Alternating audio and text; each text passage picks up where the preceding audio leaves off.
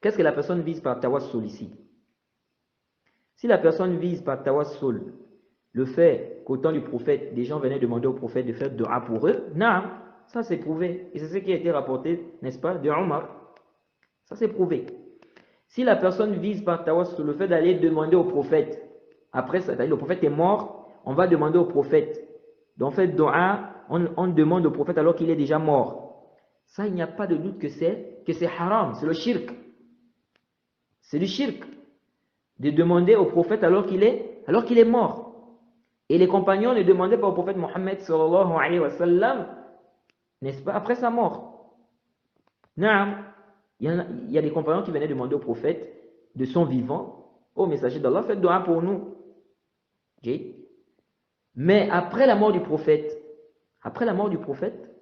les compagnons n'allaient pas demander au prophète Mohammed sallallahu alayhi wa sallam dans sa tombe, ou bien ne demandaient pas au prophète alors qu'il était déjà mort. Donc si la personne vise par tawassul ici le fait d'aller demander au prophète alors que le prophète Mohammed sallallahu alayhi wa sallam est déjà mort, ça c'est clair que c'est haram. Et si la personne vise par tawassul le fait de demander à Allah bihaqqi Muhammad, ça c'est une bid'a, comme a dit le Cheikh bin Baz. Il n'y a pas de dalil qui justifie ça. Il n'y a pas de dalil qui prouve cela. Et la question du tawassul, c'est une question, les savants ont détaillé cela.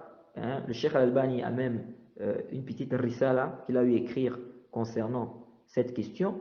Donc je renvoie la personne, n'est-ce pas, à cette risala, n'est-ce pas, à ce livre que le Cheikh Al-Albani a eu écrire concernant le tawassul, et de lire, n'est-ce pas, ce que les savants disent, ce qui est venu, n'est-ce pas. Cheikh Al-Albani, il a vraiment bien traité cette question du tawassul là-bas, il a bien détaillé.